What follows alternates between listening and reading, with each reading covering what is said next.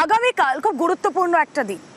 নিয়ম অনুযায়ী আগামীকালই যে প্রথম দফার চূড়ান্ত ভোটার তালিকা তা প্রকাশ হওয়ার কথা, কিন্তু বিষয় হচ্ছে যাদের নাম বাদ পড়লো তাদের কি ভবিষ্যৎ।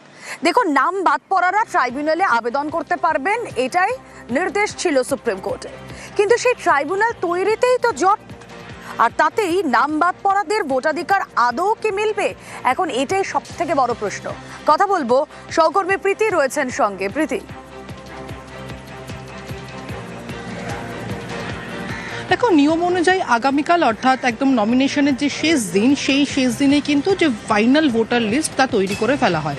অর্থাৎ প্রথম দফার নির্বাচন 152 আসনে যে নির্বাচন রয়েছে তাদের ফাইনাল লিস্ট গতকালই, অর্থাৎ এই লিস্ট তৈরি আগামীকালই এই লিস্ট তৈরি হওয়ার কথা রয়েছে। তবে এখন প্রশ্ন হচ্ছে যে সংখ্যক নাম বাদ পড়েছে, এখনো পর্যন্ত 57 লক্ষ মতন নাম নিষ্পত্তি হয়েছে, বাকি রয়েছে আর 3 থেকে 4 লক্ষ নাম। তবে যে নাম প্রকাশ পেয়েছে তার মধ্যে প্রায় 45% নাম কিন্তু বাদ পড়েছে কমিশন সূত্রে জানা যাচ্ছে।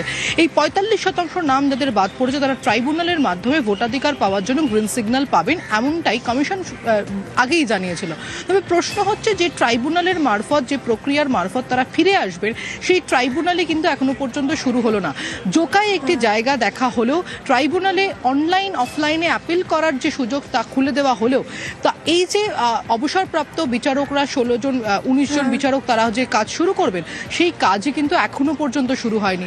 তাহলে আগামীকাল যে ফাইনাল লিস্ট এবং তার দুদিন পরেই কিন্তু 8ই এপ্রিল সেকেন্ড দফার বা সেকেন্ড ফেজের যে নির্বাচন রয়েছে, সেখানে 142 আসনের যে নির্বাচন, সেখানেও কিন্তু ফাইনাল লিস্ট তৈরি করে দেওয়ার কথা। এই যে লিস্ট যদি তৈরি না হয়, তাহলে যদি যারা বাদ পড়েন, কারণ যদি আমরা 60 লক্ষের মধ্যে 40% ধরে নিই, তাহলে 24 থেকে 45 লক্ষ নাম বাদ পড়ছে। এই 24 থেকে 25 লক্ষ যে নাম বাদ পড়ছে তারা কোথায় যাবেন? তারা কি আসন্ন বিধানসভা নির্বাচনে আগে ভোট দিতে পারবেন?